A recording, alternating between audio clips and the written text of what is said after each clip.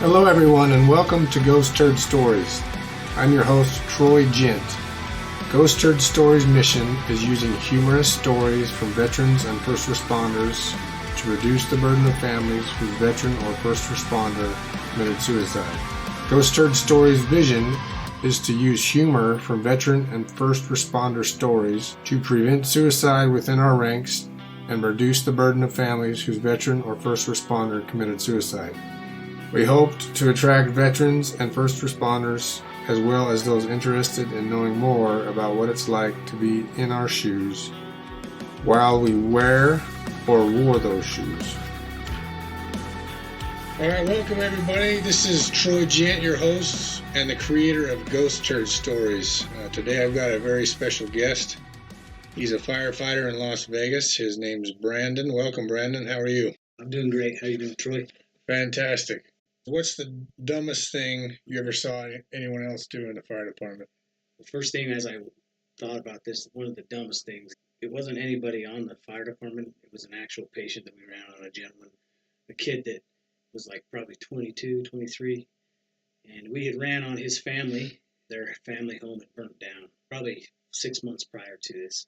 The PR had called and said there's a female screaming in this car in the parking lot, and it's in Las Vegas. It's hot. It's like 10 o'clock in the morning. It's already 100 degrees, so we're thinking this could be pretty serious. Anytime you have somebody locked in a car down there, you're always concerned. So we show up, and it's like a low rider car, all tinted out windows and everything, and the handles, it had no handles, no ways to get in from the outside. My partner was walking ahead of me. He's going to go look in, and the windows were so dark you couldn't see. And I remember just as he went to peek in, I was like, I seen movement in the shadow through the window. I was like, hey, before I could say it. And the girl, just like a crazed cat, jumped on the window. Hey, help me. Come to find out, this guy that owned the car, that was his girlfriend, supposedly. They'd been out partying, and he'd left her drunk in the car. She'd passed out in the car, almost killed her, and we had to find him. And did you startle her away? The girl in the car had brought that to attention that she was stuck in the car. She was already awake and freaking out. But she was stuck in the car. Yeah, she couldn't get out because there was no handles. From the inside. Yeah, from the inside around. You know what? I don't think there was handles from the inside of the car or outside. Okay. And so he had all the mold. But he'd accidentally locked her in there and almost killed his girlfriend. He was kind of a tweaker looking guy. Why, first of all, would you have car that you couldn't get in and out of? Was it a pretty janky car? No, it was done up like it was nice. Yeah, it had nice rims, and it was like a Monte Carlo 2-door, tinted, blacked out windows. You could barely see in the windows. You're in situations like that, it's blacked out and stuff. You usually have a police officer on the scene first, kind of thing. So someone has a firearm, or yeah. In this situation, Metro was coming, and we were just more concerned of getting because of the heat. Yeah, because of the heat. Okay. So we were just making sure that she was going to get out. But usually if it's anything that's suspicious, we'll wait and let them come and clear it because we don't have the guns or the vests. There's been close calls where we've walked up to people. They're slumped over the light. You can wake them up and they stomp on the gas. Almost run you over. There'll be a weapon down in between the seats or something. You just kind of have to go assess the situation and the scene as you show up. Sure. And if it's sketchy and if that butterfly in your gut's going off, you just back off. Crazy. Yeah. Some people are weird. Yeah. It's an understatement. Yeah. Yeah. Did you ever see anyone throw up, mess their pants while running in formation or during a fitness test? Actually, in rookie school, we would do a lot of physical PT. We'd have to do the Eiffel Tower. It's a stairwell, and it's tight. It's a smaller replica of the Eiffel Tower. Yeah, so you guys go and train on that. Yeah, so we'd go and do PT in the morning. And then we had our little bio bags for vomiting.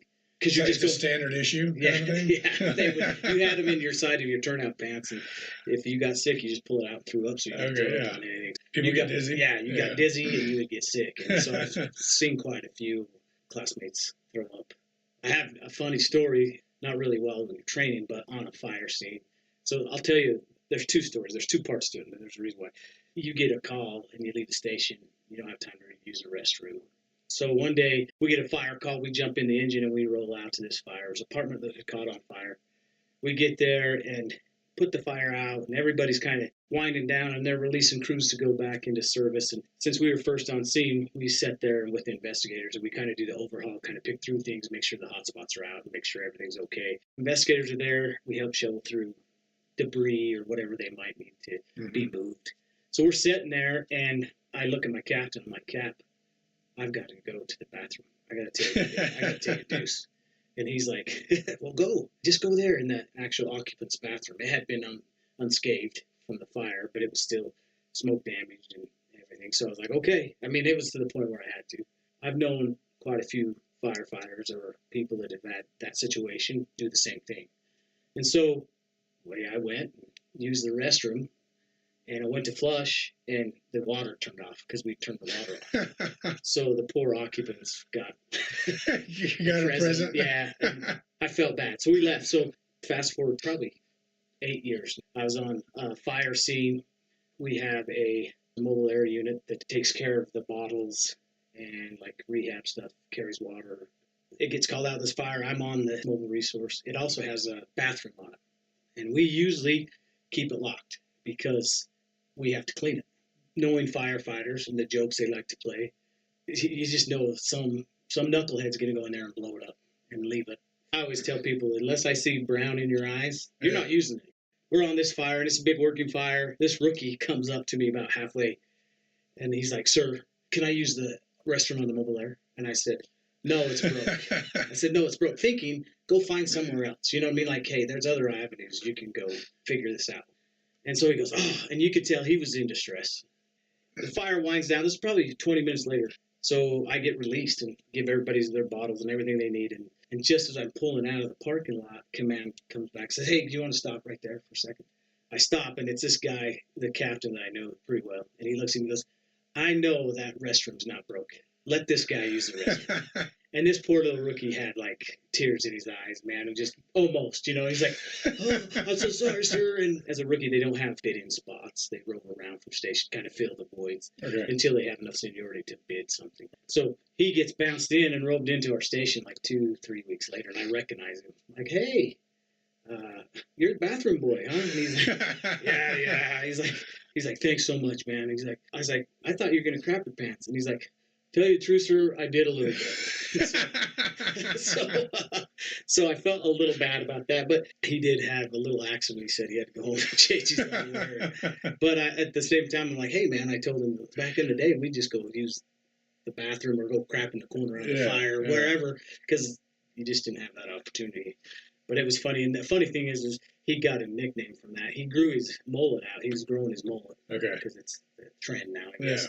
So we called him Mudflap from that point on. And that's his nickname today, Mudflap. Yeah, they have a lot of nicknames in the fire department. Yeah, they do.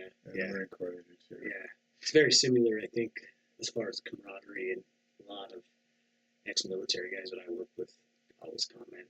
That's the best part of the job, is the camaraderie and the relationships and the bantering. You've been in the fire department a long time now. Is there less of that now, or is it the same, or is there issues going on with like political correctness and that kind of thing? Yeah, it has changed a little bit from the time that I've gone on over the almost 20 years. It's definitely changed. When I first got on, I remember guys saying, it's changed now. Like the hazing and all that went on prior to me was out of control, as it was everywhere else. So it's changing, and it's an evolution. It definitely has changed now, and it is a lot more politically correct. You have to watch your tongue. Definitely watch your audience. It seems like there used to be way out of control, like whatever you want flies. Yeah.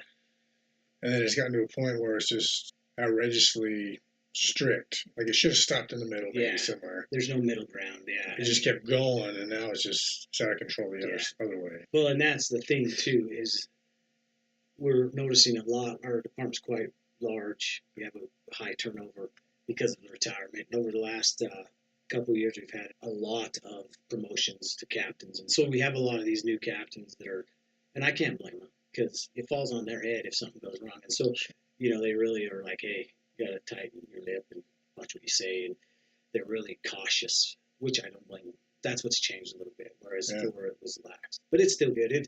Like my crew we have now, we have a good crew, and the banter goes on. You just have to know where your limits are and where everybody's limits are. Well, I know you said you had some other stories you wanted to share with us, and I'll just let you share those. I've just got some funny stories to tell. I can't tell you how many calls we'd come back in the engine or the rescue. Like, man, if we could make a movie of the things we see, people would never think it's real. It's like fictitious. I don't like reading novels and fiction because real life is so outrageously funny and dramatic that I don't understand why you would need novels. I get enough just from real stuff. So. Yeah, that's why I love people watching. Yeah. People watching is just as entertaining than reading a book. I love going to the airport, waiting for my flight, and just sit there and watching people. It's the best thing in the world. But totally, why would you need that when life is so colorful? We had a lady, she's probably 50 or 60. She was off her meds. Metro was on scene. They get there, and they say it's code 4 for us to go in. We go in there, and we're with the crew. I was with this crew. It's probably the tightest crew I've been with. Like, I look forward coming to work every day with those guys. Well, first thing we walk in the door, she loved cats, obviously. She had taken and bought, I don't know how many cat calendars, and taken the pictures of the cat, not the date, and wallpapered her entire apartment with cat pictures. We come in, and Metro's trying to get her stuff to go because she's going down to the hospital. And Metro's like, okay, we got to hurry now. And so my partner goes, okay, let's go right now. And started saying meow. So it caught on. So everybody started saying meow. Let's go meow, meow, meow, meow, meow, right? And Metro's laughing. We're giggling. And just funny stuff. So we finally get her in the car, or get her on the gurney and get her back into the ambulance. And as we're loading her into the ambulance, my partner people thought he looked like Ryan Gosling, I guess, who is off of The Notebook. As we're loading her in, she reaches out and grabs his hand. Like she had instantly fell in love with him as her eyes hit his. He played along, right along. She goes, I love you. Will you marry me? Marry me. I love you. He goes, thank you. I love you too. And as they're loading the gurney away, their hands are like slowly slipping away. Yeah. And he goes, wait, don't go. And it was the funniest thing in the world. And she's like, wait. It was like a perfect love story right there in the back of the ambulance. But it was in a mockery sense. But it was funny. It was a good time. With this same Ryan Gosling guy, he was a character. He is a character, still is, and just a good guy. We were on the rescue one day. I was driving, and he was in the passenger seat. We get this call for a psychiatric problem going on. Guy walking in and out of street naked. So we pulled short about a block away down the street. We still have visual of this service station where the guy stated he was at.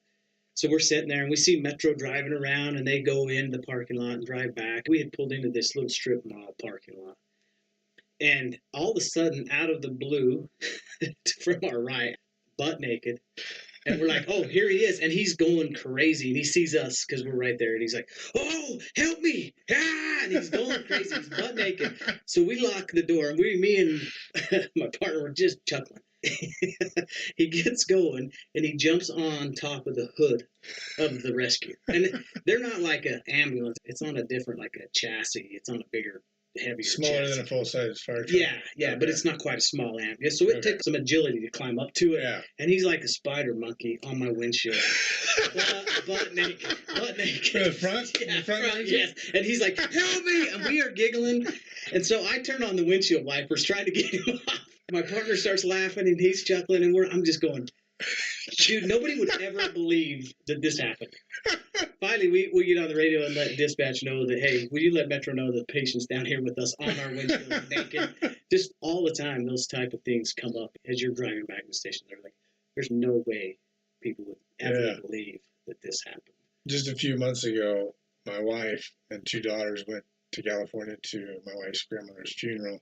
And they went to the airport. The flight got delayed, so they got back in the car and started driving around Vegas a little bit. He must have been 350, 400 pounds, butt naked guy. Metro had him up against the cop car with his crotch into the grill so that no one could see his crotch. Yeah.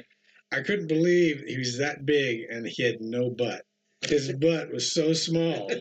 I couldn't because I took a picture. Oh, uh-huh. And they said, check this out. I'm like, how does he not have a butt? Yeah, that's weird. Anyway, that's funny stuff. You see stuff like that all the time. It's crazy. I've been using Isagenix since 2017. These products have made a world of difference in my quality of life, health, energy, muscle definition, strength, and endurance. My bread and butter products have been the Daily Essential multivitamins with Isagenix, which is a telomere support supplement, the Isolane meal replacement shake, the Tri-Release protein shake, the collagen, the green drink, and the Cleanse for Life support system. However, Isagenix has many products and can cater to your unique lifestyle and goals. Click the link in the show notes or visit nmp.isagenix.com. That's nmp.isagenix.com to find out more. Besides just using the products, there is an option to partner with me and the company to build your own business with no capital up front. You can do as little as pay for your products and as much as making a full-time income. I love these products and will use them the rest of my life. You can also message me if you have any questions. We had a call to a lady that had a GI bleed. What's a GI bleed? So a GI bleed is like you're bleeding internally in your intestines, and it builds up, and then you excrete it out. This bloody, coffee ground looking, nasty, stinky. You walk into any emergency room, and the smell hits you, and you know, oh, they got somebody that has a GI bleed. It's one of those. You're like, oof, it's just nasty. Well, this poor old lady, she lived in this senior living home. They kind of not totally assisted, but they were there to take care of her. Anyways, so she was downstairs eating breakfast with everybody and had went up and had to go to the bathroom. She'd passed out in the bathroom. One of the maintenance ladies had found her, pulled her out. She'd woke up. As we get there, we're doing our assessment. My buddy's hooking her up to the monitor and everything. And the cleaning lady's like, hey, do you want to see? Because I was like, what color of blood? It just tells you where different areas of the bleed was and so forth. So she goes, do you want to see it? I've got it. She'd cleaned it all up and had kept it in a little wastebasket. So I go around the corner. We're in a hallway maybe 4 feet wide. So it's kind of tight, and it's about 10 feet long. And I step over the patient to go around the corner to look what color this identification was. And my buddy is kneeling down around her, so I had to kind of step over him, look at the bucket. And as I looked in the bucket, I caught the whiff and the visual at the same time, and it was over. Oh, man. I started bullfrogging. You lost it, huh? Yeah, I almost thought I was going to, I thought I was going to throw up. But you already seen about years and years of crap. Yeah, but for whatever it was. Because it was the visual and the smell at the same time. At the same time, and it punched me in the face. Yeah. And so I started bullfrogging. And I thought I was going to throw up. So I heard bullfrogging before. Oh, just gagging? Yeah, just gagging. Okay. And so I started cat backing or whatever you want to call it. And I ended up running down the hallway, back down towards the patient, because the exit was down past them. I jump over my partner and out the door and never threw up, but my eyes were watering and gagging, and my partner was laughing. It was just probably one of the most unprofessional times I've been, but it was bad. I thought I was going to throw up. I haven't ever thrown up on a patient yet. Yeah. There's been a couple times. That was one close one. Yeah, that's the thing about military, first responders. You have people that haven't really been in those environments hear a story like that, and they might think, well, why is his buddy laughing at him? But in those situations, that's just our humor. They call it a silver bullet.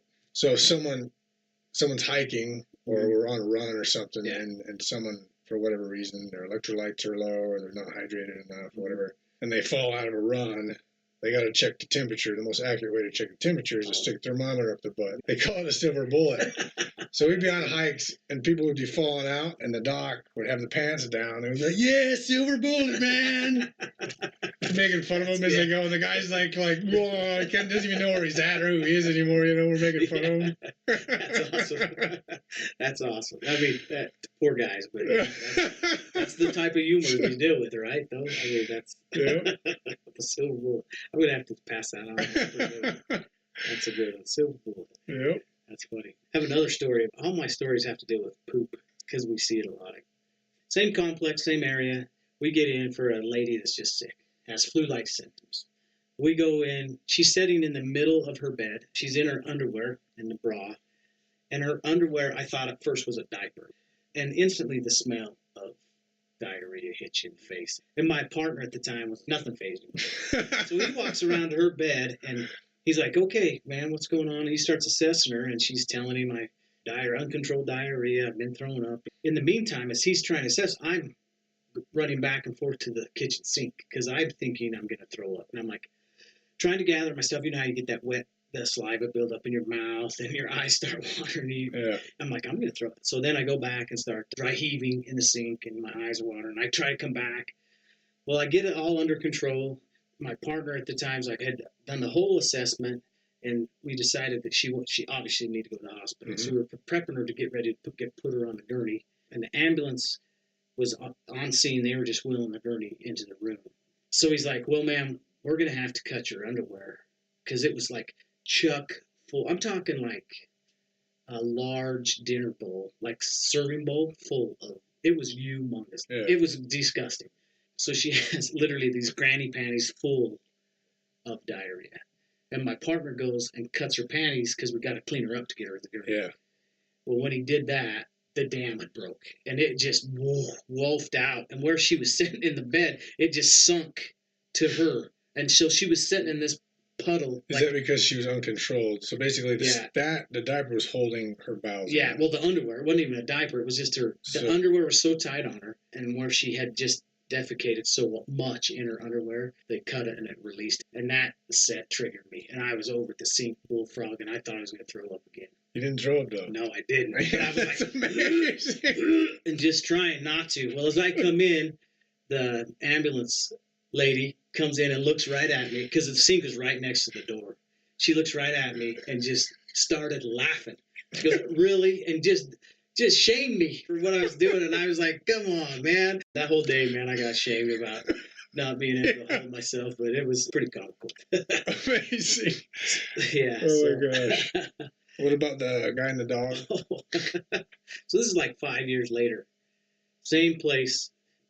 I'm at a different station, but this station had a truck. And the truck always gets calls to elevator calls. And this facility had 3 stories on it. Had an elevator for the elderly to go up and down. We get a call that's probably like 11:30 at night or so. We get to the elevator, and the first floor, there's a dog stuck at the top of the elevator, hanging there. The dog is stuck there, dead as dead. And we're like, what the crap? So we go up to the second floor where he's at. We open up the door, and the guy was devastated. He had just got in from walking his dog, and got on the elevator. Well, the elevator's doors closed before the dog could get in. And as it closed, it went up, and the dog went up with it and caught it and ripped it and hung the dog from the second floor. So the guy, we walk in, it's terrible. But it's one of those things you're like, that's something you see on the cartoon. Yeah. It stopped on the second floor? Yeah, it stopped. That's where he was trying to get out. And it just stopped. And then because of it jammed or whatever, it tripped it and wouldn't open up until we got there. So this poor old guy was just crying, my dog! But we chuckled our butts off. I need to really write them all down. We always say that. You got anything else to share with us? That's about it for as far as positive stuff. Okay. I mean, if you feel like sharing anything that someone could find value in, feel free. And being in the military and active duty, and in our generation especially, and how we were growing up, masculinity was really pushed on us. Don't cry, don't share your feelings, don't do this. That's how I was brought up. And in our field, we see a lot of stuff, and you don't know and you don't realize how that affects you mentally. We just bury it deep within us over the years, and eventually it creeps up, and we wonder why we're acting out. We wonder why we come home, and little things are tipping us over. You think, this ain't normal. What's wrong with me? I just want to pass on that it's normal to feel like that. It's taken me a long time. My wife finally just said, hey, you need to go get some help. I went and seen somebody, talked to somebody, and he let me realize what was going on. And it was just from the stuff we see, the trauma that we have to deal with. I'm a big advocate for getting out and talking to people like, hey, man, if you need help, go get it. Sure. If you're suffering, go get it. I actually went to a doctor. I actually got put on some medication, which has helped immensely. And I was big anti-medication guy. Didn't want to. So the first time I went to the psychiatrist, he helped me realize, hey, you've got some issues. I told him I didn't want any medication. Well, this went on for about 3, 4, 5 more years, maybe. And then I had 3 people that I worked with really close. just out of the blue at work one day. They were roped in from overtime shifts or whatever. We just started talking about their life and some of the things that they were going through at that time. And I was like, man, I'm the same way. Come to find out, these guys all said, hey, I finally went and got some medication, and it's helped me. Then my best buddy, we were sitting there talking for a while. Known him since we were 13. Never knew that he was on medication or he dealing with the same stuff. I was like, well, maybe I need to do it. I did it, and I'm glad I did. I should have done it about 10 years earlier. Just talking to people and checking on our brothers and sisters and making sure they're doing okay and letting everybody know that, hey, it's okay to open up a little bit and to talk about it. Because if those three people hadn't opened up to me, I probably would still be fighting with things and dealing with issues and making it a lot tougher. So that's my message, I guess, if I wanted to leave with one thing tonight, is hey, man, just open up.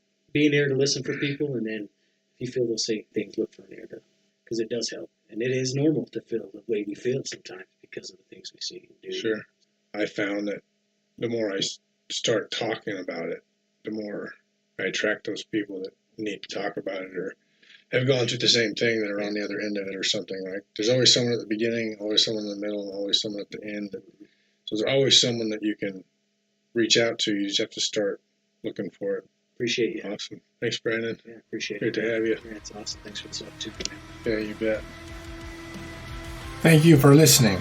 Please tell your friends and family so that we can bring more joy and awareness to those struggling with suicide ideation and the families who desperately need help after the loss of someone they love to suicide.